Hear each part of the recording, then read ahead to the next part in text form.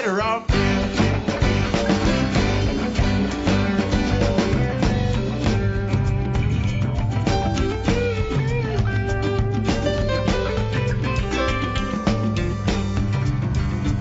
Well, it's not how old you are, it's how old you feel.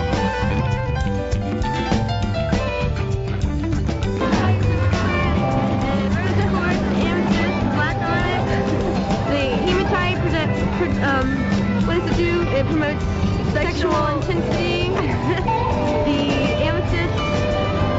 How's it going? I'm really high. Good. Check this out. I saw that. You gotta keep this.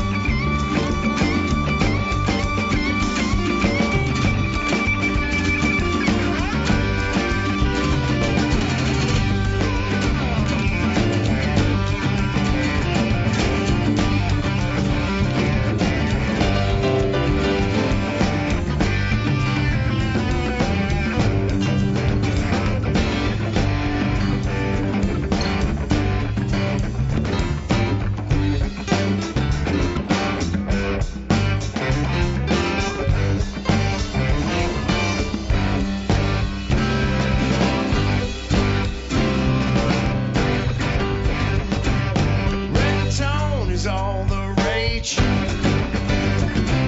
Sometimes you got to turn the page.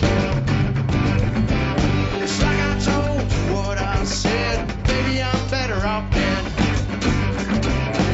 Pack my sack 'cause I gotta go. 500 miles for one more show. I'm ahead. Baby, I'm better off dead. Pack my sack 'cause I gotta go. 500 miles for one more show. I'm ahead. Baby, I'm better off dead. Pack my bag 'cause I gotta go. 500 miles for one more show. I'm ahead. Baby, I'm better off dead.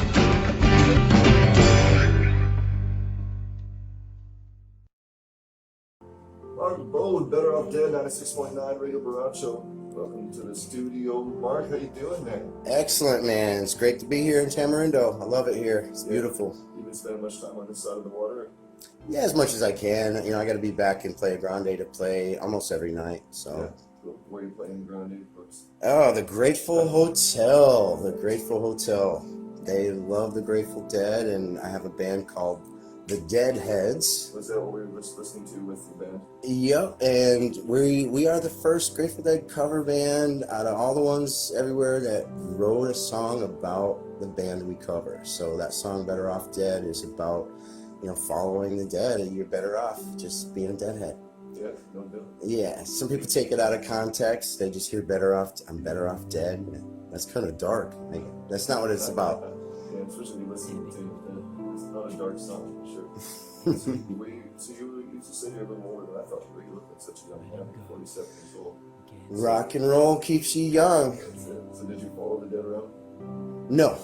Nope. I was in a band. My first drummer turned me on to the Dead, and I did catch some shows in the early 90s before Jerry Garcia passed away. I caught about 10 shows. I didn't like follow them around on tour, you know. Ever since high school, I've been a working man, you know, working day jobs and stuff. Busy, you know, paying rent. And Yeah, I understand. Just doing the gig circuit since you're 18, you said? yeah, up in Massachusetts. Yeah, mostly all around Massachusetts and New England. Haven't really traveled too much, but now just after that band and Catching the Dead, I still wasn't a huge Deadhead myself. I was still a metalhead, punk rocker. I was in a punk rock band for a long time. I did a Green Day tribute band in the mid-2000s, 2005. I was doing Green Day tribute, the American Idiots, with my brother, played drums for me, my brother Scott. And, you know, that it's hard to keep a band together. My first band I kept together over a decade, and then it just kind of fizzled, and nothing else was working. And I started playing acoustic in restaurants, after retiring a day job early in my late 30s. And I was playing, all the standards in the restaurants, Sweet Caroline, Brown Eyed Girl, I personally was not entertaining anymore. Yeah. I was not entertained being that type of entertainer. And it didn't seem like a lot of places to bring a full band anymore. It was all just acoustic restaurants, and then the breweries started opening up, the craft breweries. They started having live music. Yeah, big rooms, big stages. Yeah, I was like, oh. Something loud and Yup. rock show. I had this young kid just graduated music school, Holyoke Community College, as my drummer, and he goes, why don't we play the Grateful Dead? Because, we're playing all these other classic rock songs, but I would mix songs without stopping, and I would improvise guitar solos all the time. He's like, you're basically already playing what we play the way the Dead play. Let's just do the Dead. And I said, no. And he's like, why? I said, there's too many Grateful Dead cover bands. And then they talked me into it. I chose the name the DeadHeads, just so when you put it in a paper, DeadHeads see that and they show up, rather than taking a line or a title from a song or a lyric. It's still questionable if you're not a Deadhead. So even people that aren't Deadheads will come to see me, and they're like, never really got into the Dead, but we like to watch your band play. We just have fun. I don't try to learn the song. I don't tell my band players to really learn the song. I mean, you got to know the chord progression. Yeah. I don't want them to learn the riffs.